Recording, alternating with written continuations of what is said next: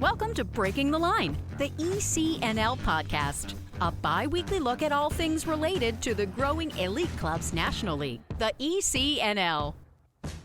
For more information on the ECNL, visit us at www.theecnl.com. Now, here's your host for Breaking the Line, the ECNL Podcast, former U.S. Soccer press officer and longtime soccer broadcaster, Dean Linke.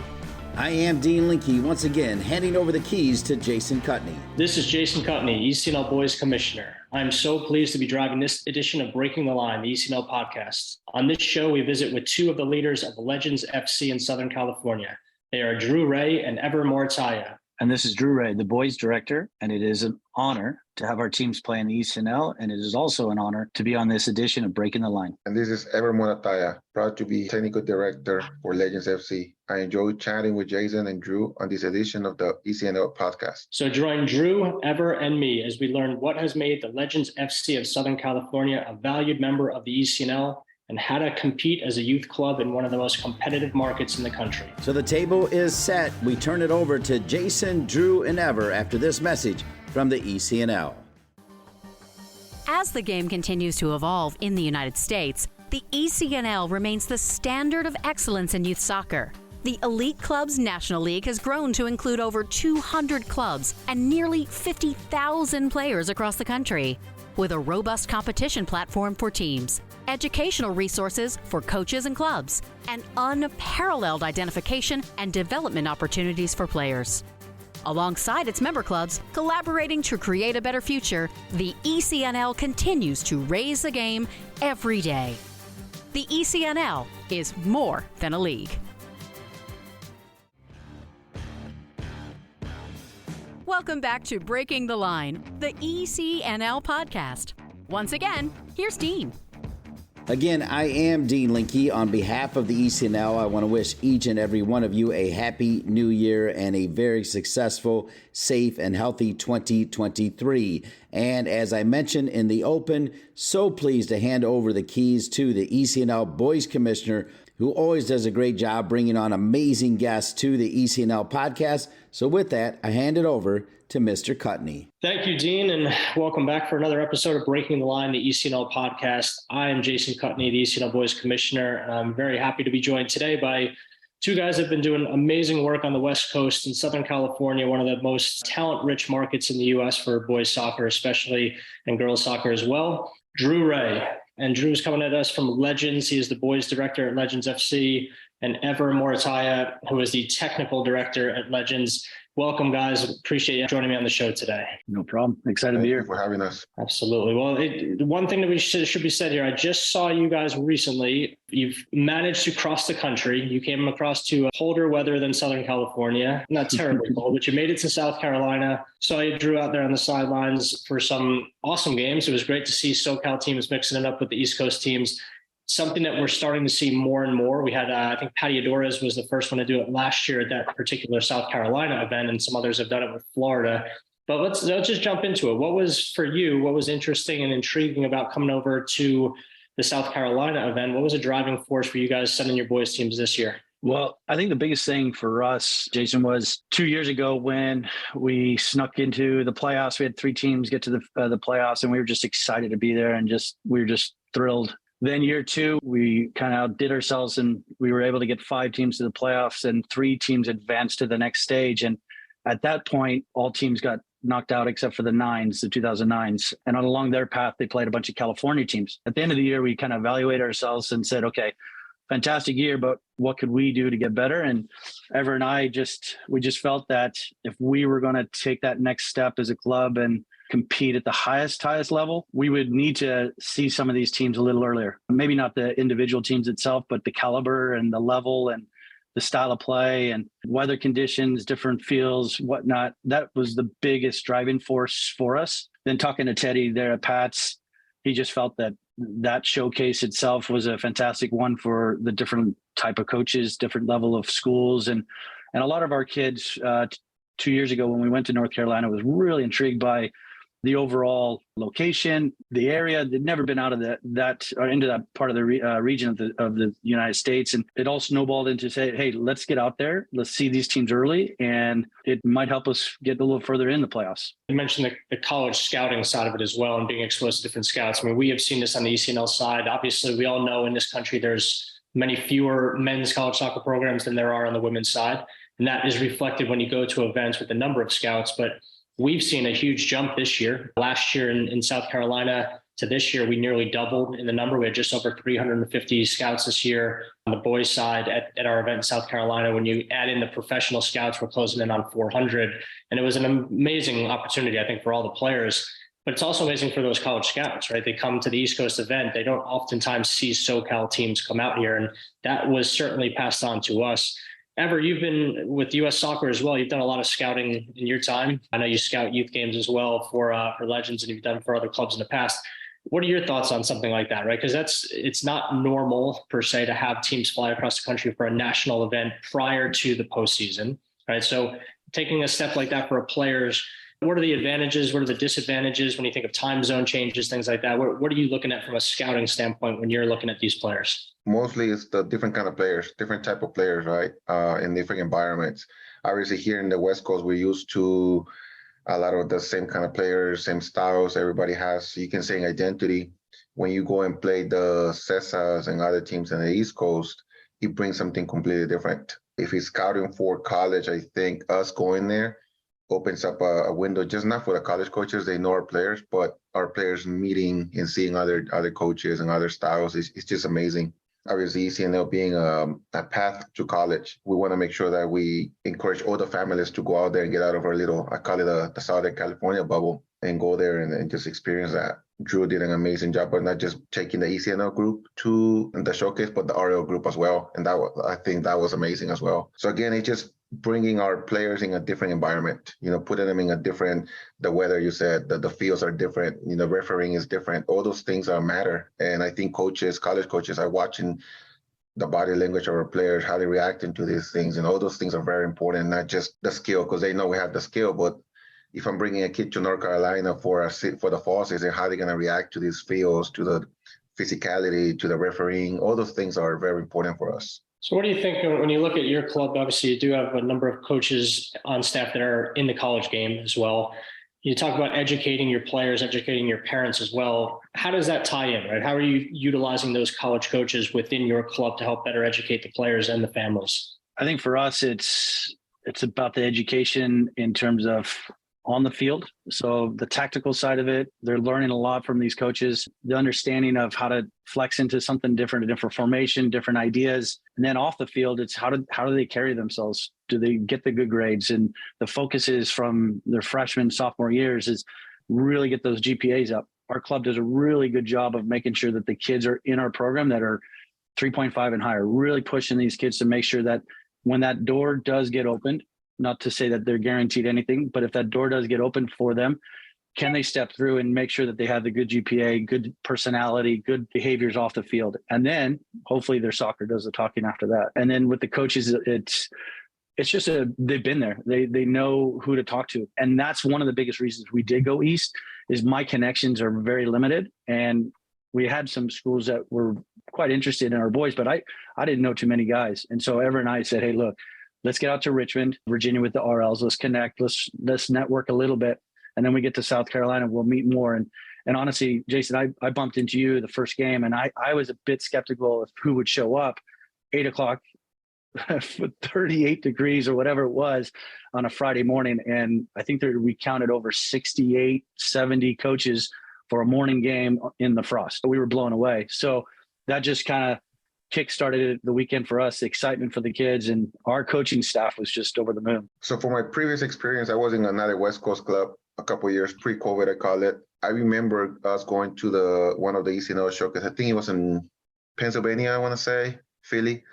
Us going there, we took 3 teams. It was the 2001s, 2000s, and 90 and 99s, I want to say, or 2002s. Just playing out there, just experience that we have with, like Drew said, we didn't know any college coaches there. We know everybody here, you can say.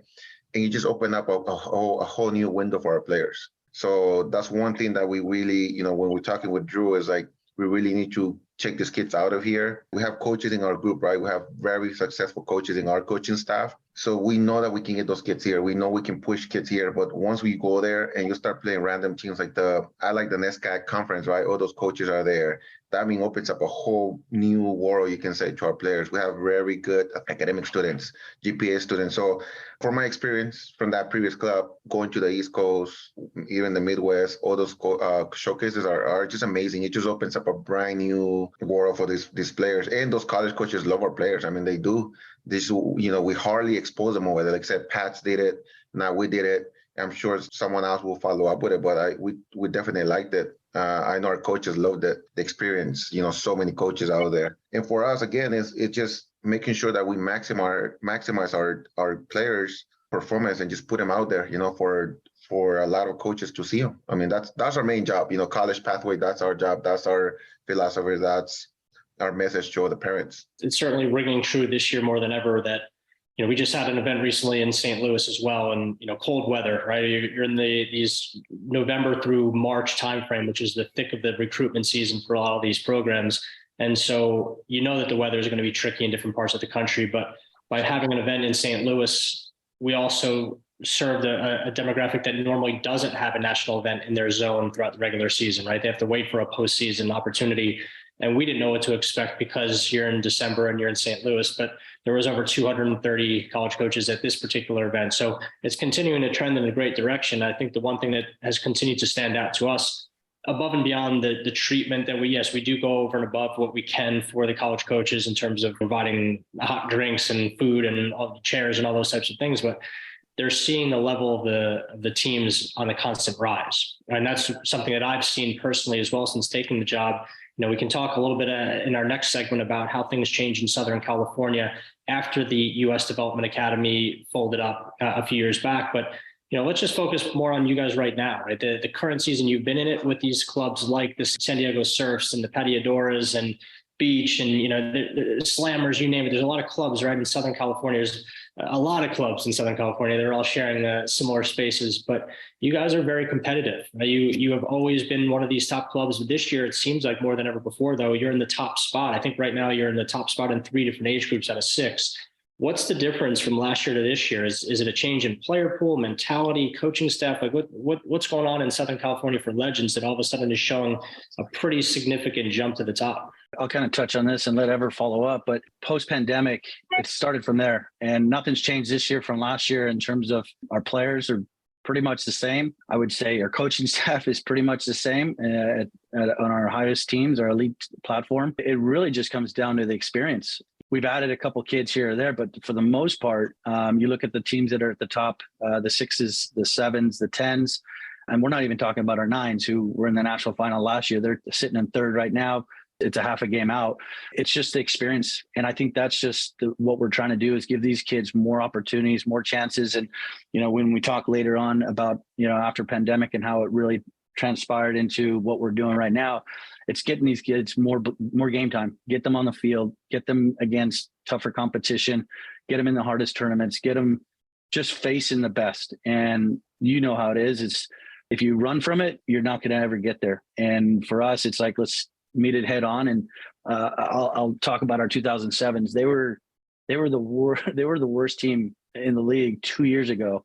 They just kept plugging away. They kept focusing. The coach kept driving into them, the tactical sense, the physical sense, what their mentality was. And the parents believed in it and they trusted it. And now they're sitting top of the league. And I think they're 22 games unbeaten. So they're flying. And to me, that's just a culmination of the mindset for us is like, let's see the best, let's get against the best. And if we do our job, maybe we can, sit on top of that table. Yeah, just to add to what Drew said, right? I think he mentioned it, experience. We're just putting ourselves in bigger tournaments here, playing against the best teams. And from those experiences, just we lose, we win, but we're learning. And that's the thing.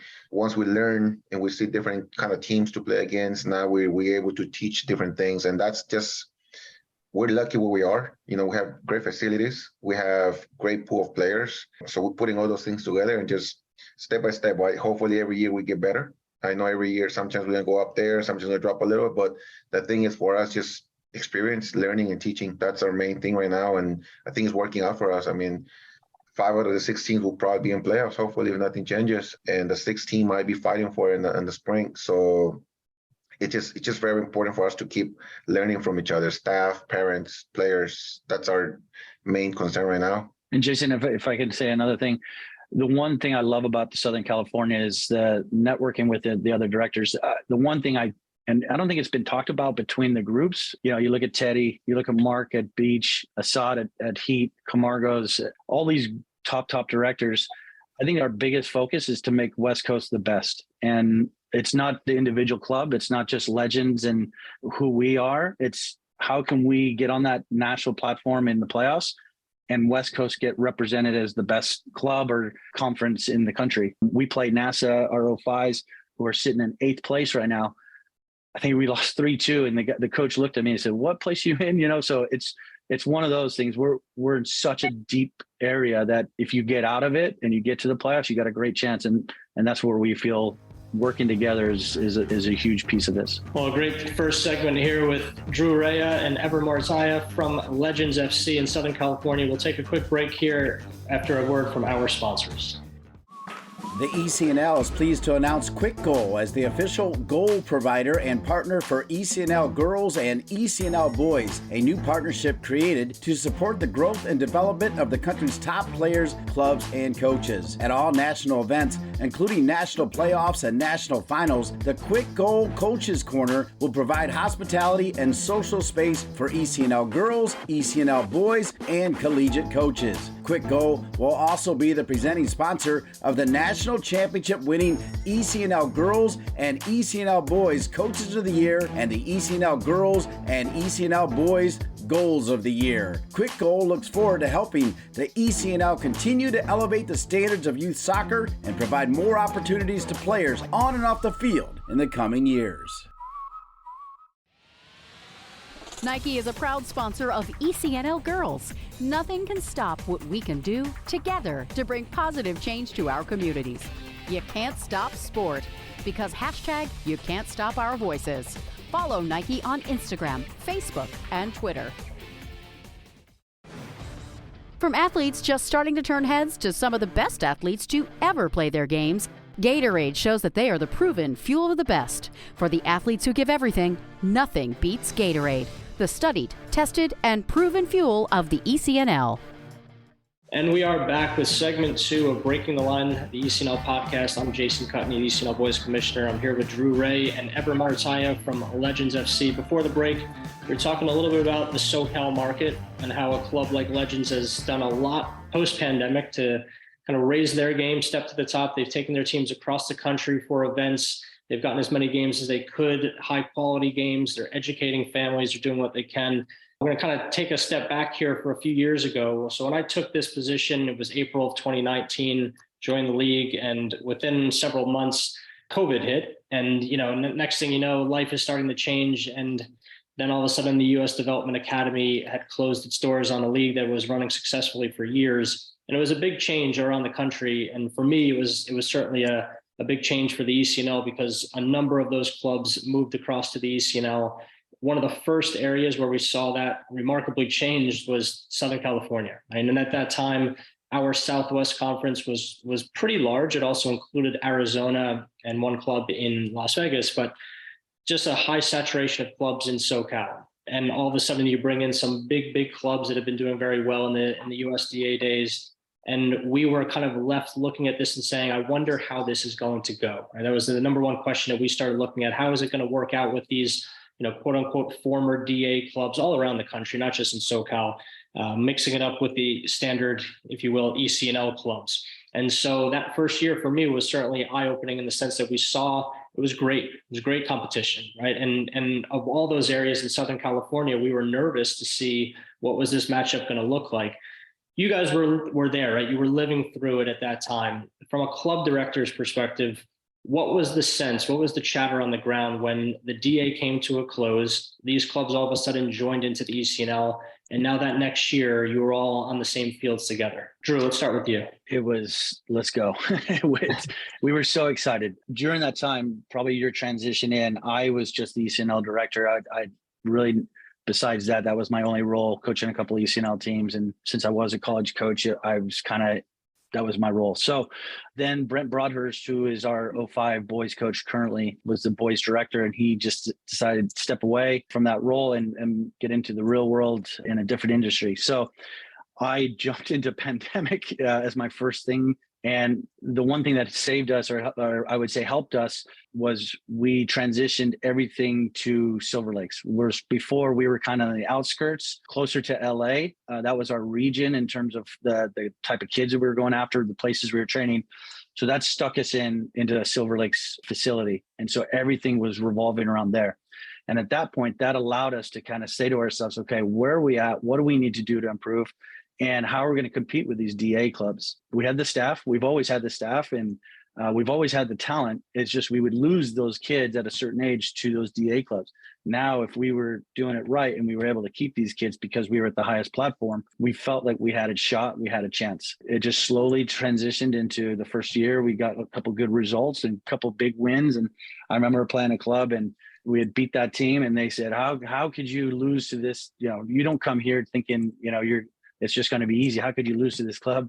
And at that point, I felt like, okay, we're making it. We're at the next stage of, we're not just going to be the whipping childs of the league, and the kids transitioned, and we kept the kids that we were normally losing. And then sure enough, I think it was our first year after pandemic, we had 18 kids go off to college. And we just felt at that point, we were saying, okay, this is our mark. This is what we need to market, is getting these kids off to school. Don't worry about the professional ranks. Don't worry about everything else. It's like, let's guide our kids to college, and we should see the benefits from it. So Ever, same question to you, but I'll kind of phrase it a little bit differently. You're in that type of market environment. Southern California is very different than most parts of the country in the sense that there's so many clubs of high quality in a very small geographic zone. Right? You look at the Atlantas and the Dallases of the world as well, where you have high saturation of high quality clubs. What is it that you feel differentiates a club, right? You've had experience with different clubs since you've been in Southern California. You've had the experience with the national team on a scouting standpoint. What do you see as being a point of differentiation for these clubs when it comes to families making those decisions? And what do you think is the biggest stress point that you push forward from Legends when that tryout season rolls around? I think what personally I learned, and we all learned after the whole DA, disappearing, and we learned that up to a certain age, we were all at the same level. Just the DA had the name, right? If you play for a DA team, they were supposed to be much better than you guys. And like I said, everyone wanted to play for DA. And I think when things started to merge and we could play against the Pats and the Strikers and all these DA teams, and we noticed that we were there. It was just mostly a name. Right. Don't get me wrong. Then you have the pro academies where a U15 and up, it made a big difference. It still makes a difference. I think it should make a difference. They are the pro academy teams. But for us was like Drew said, we were able to keep up with these teams, and this team and these parents started recognizing that. Right. As parents, okay, we can compete against, I'm going to start random teams, but DA teams. It made it easier for us to start keeping these players. So why are you going to go somewhere else? Why are you going to take a 30, 45-minute drive away from us when we can provide the same thing? Right. And that's one thing that U.S. Soccer, they say we only scouted DA games or, those MLS Pro Academies. And I think that's something that we're pushing forward now. Is like we have the talent in our clubs, the ECNL clubs. When trials come in or our players want to leave now, I think with an honest word, we can tell these parents, you don't need to leave. We can give you guys, or you can give your parents the same thing that a DA team or another league now, right, will give you. And I think that has helped us keep a lot of players and just continue to compete against these other clubs. That's my main thing right now. I think we're still going to continue to struggle at certain age group, U15s and up, to keep our very best players. We're doing a good job. I think a lot of our clubs are still believing it. Our families trust us. And I think that's one of the main things that we have built that trust by showing that we can compete against these clubs and they don't have to go elsewhere. Well, the pro pathway is certainly there. It's an opportunity in Southern California. When you look at Galaxy, when you look at LAFC, the Sharks are certainly swarming, right? As you have a big player pool there and a lot of talent in those areas. The college side is just the same though, right? You have bigger numbers in terms of men's college soccer east of the Mississippi in this country than you do West Coast. But obviously these kids are all looking for an opportunity to go on and play at a higher level, whether they go to college and then pro or straight to pro. It's always about what's next, right? How do you take that from a club perspective? How do you help develop that mentality of a young player ever when you're looking at a young player that's 13 or 14 and LAFC or Galaxy are knocking on the door? All right. How do you know that that player is ready for that trial opportunity? What are a few of the things that you look for in that player first? Well, for us, it's very important. So what we've been doing, and Drew and I and the whole Legends Club is very open to it, is whenever LAFC shows up or Galaxy shows up to our door, we let these kids go and train with that Galaxy or with LAFC. We let them go. We let them experience that and try to have that open conversation with them as much as possible so the coaches can really see it. Again, I think on the U15s, I'm going to use our nines as an example. We went to Dallas Cup. We beat 3 MLS pro clubs, I want to say. So until then, we can still see that it could be physically, mentally, it could be a lot of development factors that we can still keep up. We're very honest with the families. We're very honest. We tell them, look, give us one more year.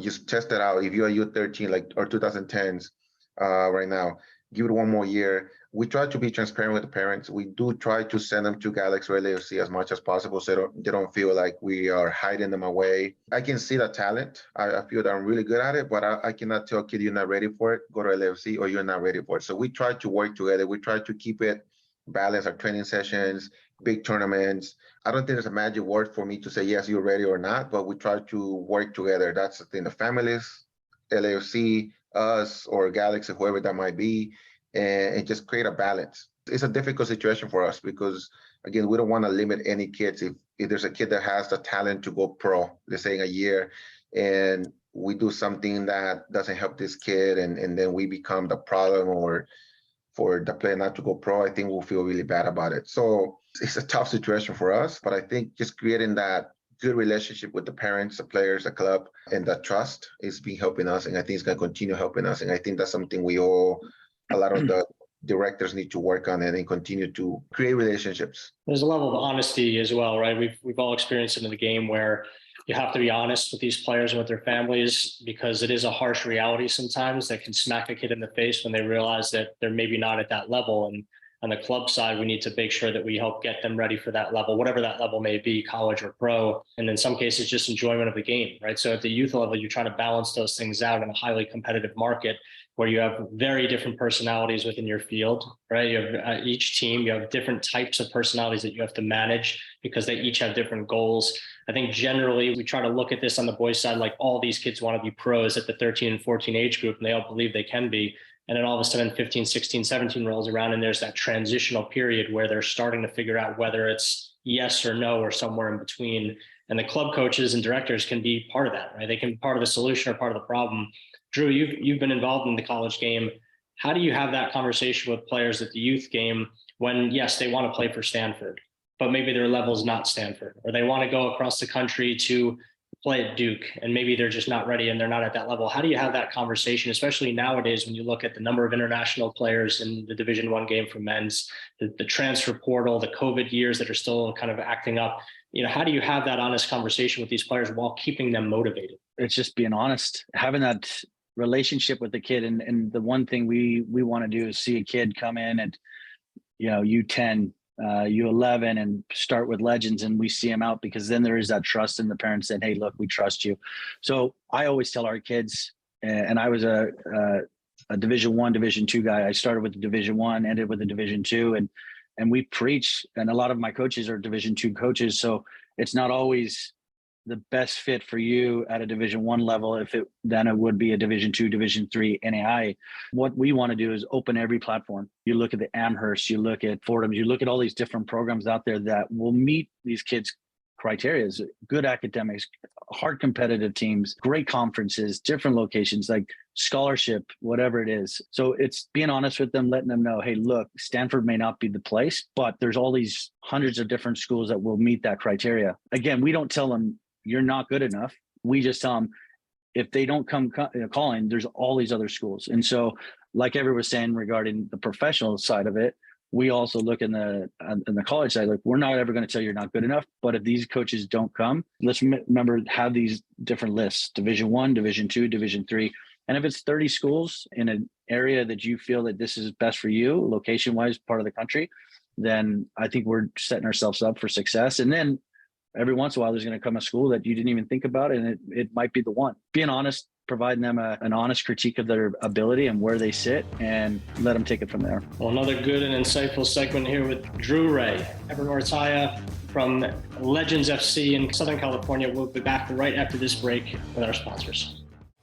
ECNL Boys is partnering with Puma for the second year, driving sport forward with the leading products and the next generation of pros who wear them. Puma has proven themselves as the fastest sports brand in the world, the fastest innovation, the fastest players, and the fastest products in the game. They're the perfect partner to complement the speed and talent of our teams. In keeping with their mantra of forever faster, Puma introduces the world's fastest boot, the Ultra.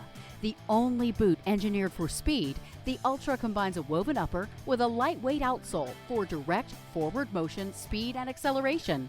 It's the best in the game, designed for the best players in the game.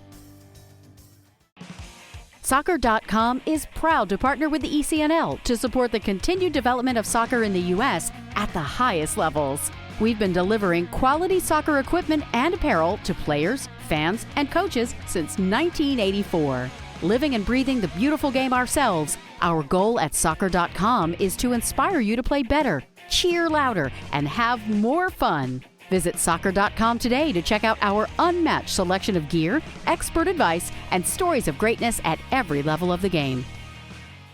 And we are back with our final segment here, Breaking the Line, the ECNL podcast with Drew Rea and Ever Morataya from Legends FC in Southern California. So far, we've talked through a lot of the stuff regarding the club, the way that they're manipulating what they're doing within that club to be successful in a highly competitive market in Southern California and ECNL. Their days transitioning through the U.S. Development Academy into the ECNL in that market, and just all the things that go on to helping players onto the next level. We're going to turn this attention a little bit more toward you guys for this last segment, just understanding the dynamic of individuals involved in the game at a high level and those that are responsible for developing the generations here to come. But I'll start with you, Drew. Since I've taken this job, I've gotten to know a lot of leaders in the game. You've been one of those guys for me in Southern California that's certainly made an impact. You were very welcoming to me when I took the position, which I certainly appreciated. But you continue to just hold, I believe, everything in a very high regard to what you're doing in that market. Leadership is shown in different ways from different people. I'm always intrigued by leadership and just what makes a good leader, right? And so when I look at you, I see that within what you've done in the game. So I'm interested, where does that come from, right? Where, from a leadership perspective, who's influential in your world and most shaped you for what you're doing now? I appreciate it, Jason. Let's just go back to my parents. I guess they're teachers and educators, and it's about being courteous to the people in front of you. And no matter what level, I was a Division II assistant coach for 13 years under Joe Flanagan, won 2 national titles, lost in the finals of the girls, and very successful guy. And the one thing that I always noticed with him is just anybody he came across, it was just a genuine, like, I'm going to learn from you and I want to get better. And I think that's what I've done. Is I'm not the smartest guy in the room, and I'll always admit that. But guys like Ever, I put on my staff, guys that I have around me that I learn from every day. I have to allow those guys to do what they're good at, which then allows me to do what I'm good at, and making sure that our soccer brains are, meet in the middle. And for me, as a this leadership role, it's not something I sought after. I fell into it just during pandemic. I was in the right place, right time. And I think just the many years of grinding as an assistant made me realize like what I would want and what I want to do. And the knowledge that I learned from so many different people. I was at Beach for a while at one of the most successful girls programs in the country. And I learned a lot from that staff, Mauricio, and there's a guy, Steve Grace, behind the curtain there. And so I was very lucky there. And then under Josh Hodges, a fantastic mentor over the last couple of years, and someone I've grown to really love. And the one thing I love about that side of it is they allow you to do your craft. They don't get in your way. They let you make mistakes and be successful at the same time. And that's why I like working with Ever. It's like the two of us could talk all day soccer, and I know he's grinding on his side, and on my end, I'm going to do the same. And I think that's the same with all our staff. So I hope I'm leading in the right direction, and I think we're doing a good job, but it's not just me. It's the guys I got behind me. It's a fantastic group of guys. So Ever, when I first took this position, the first thing I did was I went to Colorado for the what at the time was the ENPL championships, where the top ECNL and NPL clubs came together, and it was an awesome event. One of my first memories of my involvement in ECNL was watching this crazy coach just get water bottles thrown all over him after a game, after a championship game. And here we are a few years later, and you're still a crazy coach. I haven't seen the water bottles thrown on you yet. I assume that I'll see that again, maybe this coming summer. But you, to me, kind of emote that, players coach feeling, right? You are a guy that's very active with the players. You know the game, you love the game. It's very obvious in the way you coach. How important is that when you're taking together a bunch of different players from different cultures in Southern California, where you have a rich Hispanic influence there as well in the player pool? How important is it that you can relate to these players on so many different levels when it comes to coaching them? Yeah, I remember that. That was fun in Colorado. That's a great experience. One thing that I can say is I like to create a fun environment for the kids. And I call kids anyone under U18. I feel like they're young kids. And I never ask for a kid or a team to win games, because I think kids want to win games no matter what. For me personally, it's all about making sure the kids are enjoying the game. Like you said, it is fun. It's creating a little family with a lot of different ideas. And like I tell them all the time, sometimes you might not like or agree with what I'm doing or what I'm telling you guys, but I want you guys to respect the idea, right? Respect the concept. And it has worked. I mean, constantly, I learned this from having fun and enjoying from like Drew had his mentor, I had mine in a kind of funny, different way from a great guy. His name is John Britton. So for him, I was fun, having and making sure that we all understand the game. So I'm there to be a guidance, a reference, a teacher, educator, not so much of a coach. That's how I look at it. Of course, we want to compete and we want to win trophies and so on, but it comes as a process, like the 09 group last year, so close, right? But it was all a process. We played so many games, we played so many tournaments throughout every tournament, through every competition, we learned until we get there, until we got to the national title. And even then when we lost, we're not devastating in a way that the kids kind of give up and feel like failure and stuff like that. Because they want to win, we all want to win. But we understand it's a process. They only U13s at that time, so they'll have 6 more years in order for them to win a title. And that's something I tell the parents, something I tell the kids. You lose this national title maybe next year, right? And you have the whole World Cup thing with Messi, right? He had his revenge. These kids are so young that we try not to add any stress to any of these kids. It's just fun, enjoy the game. Yes, we're teaching and guiding within there, but the main thing is that the teaching them is more to it than just soccer. Is more to it. So that's my, you can say, personal philosophy in it. Obviously there's other things behind it that we try to do at Legends with all the other teams, but that's the thing, the fun part of it. We enjoy it and the kids enjoy playing. That's just what it is. Well, the World Cup just came to an end here, right? And what an end it came to, I suppose. The thing that was most interesting for me, having 2 young daughters, I have a 5-year-old and an 8-year-old, and they both love the game, but you always look for takeaways in these moments, right? And so come out of the World Cup, and I'm always interested to hear the commentary of my daughters when they're watching games and after games. And my youngest daughter loves to say Mbappe. That's like her favorite word to just shout out in the middle. It can make no sense whatsoever, but she loves yelling it. My older daughter is starting to study, right? And she's starting to understand the different styles that this club or this country plays versus this country. And why certain players are rolling around on the ground after barely getting touched, and all of a sudden they're popping back to their feet. Like the little nuances of the game. I'm interested to hear from you guys, especially because you're in the club environment as well. And these players are coming to training sessions or games after watching some of these big matches. Now we are in that deflating period of our lives where World Cup is done and we have to get back to just regular mundane world. But what are your biggest takeaways from each of you from the World Cup? Like what do you, and when I say takeaway, how are you going to take away from the World Cup experience and apply to your club or apply to the players? Ever, why don't we start with you first? Like I tell the kids, is look at the way these professional elite players are making mistakes sometimes, right? And mentally, they already think about the next movement, the next action, the next thing. So that's for me is like, because sometimes I feel like in Southern California, the pressure and stress we add to these kids is too much. They're not allowed to make a mistake. We want them to be perfect. And I want them, one of my messages to them is we're not perfect. We are gonna make mistakes. So that's one thing that I see them. I see the Modric, the Gavis, the Pedris, the little guys, like the different kids, the technical players, the Mbappes, the Ronaldos. I'm a big Messi fan, obviously, but I want to make sure the kids are looking at like you said, the whole thing, not just one team and not one player in particular. We learn from a lot and just let them express themselves. So many new kids came out around. Like right now, everyone's going to be talking, I think, about Julian Alvarez and Enzo Fernandez and all these other players, the Croatian defender. So I think the kids are going to start watching that, where they're gonna new heroes coming into their senses now, right? So just let them express themselves. I'm not that guy that's gonna tell them you have to play like Croatia or you have to play Belgium, or it's just them realizing that there's so much out there. They can be the next Gavi or Pedri or Mbappe, whoever that is. That's just the one thing for me, just the enjoyment of the game. I mean, you watch the final, there's just so much emotions, right? Like it was crazy.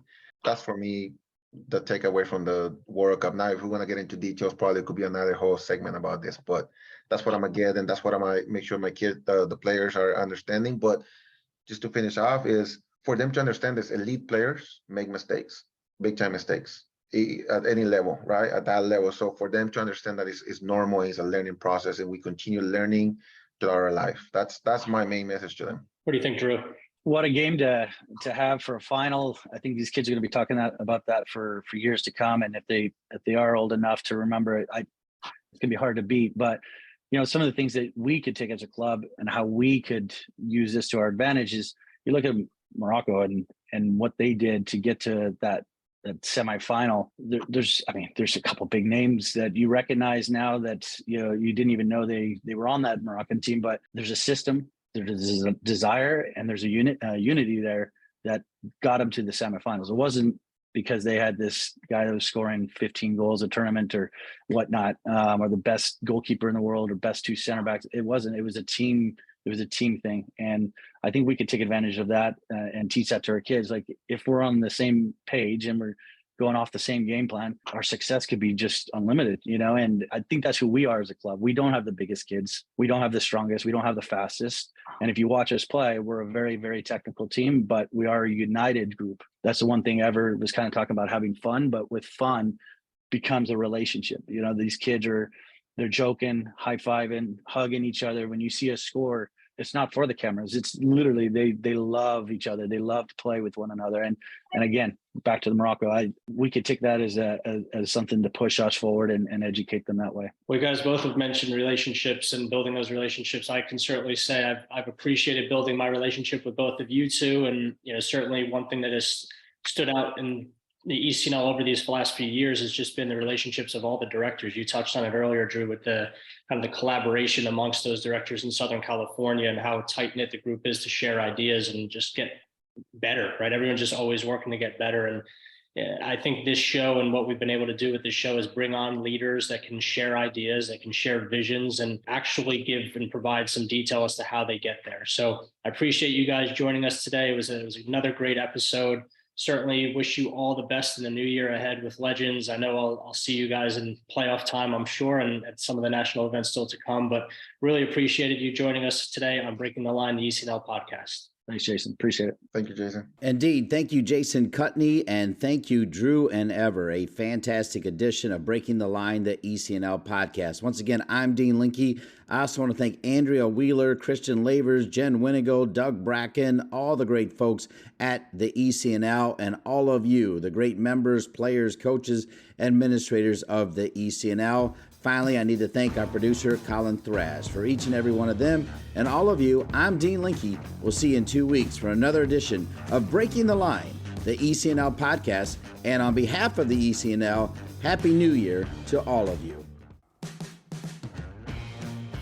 Thanks for listening to Breaking the Line, the ECNL podcast. For more information on the ECNL, visit us at www.theecnl.com. And if you have a suggestion for the show or a great idea for a guest, please email us at info@theecnl.com. Breaking the Line, the ECNL podcast is an ECNL production. ECNL, more than a league.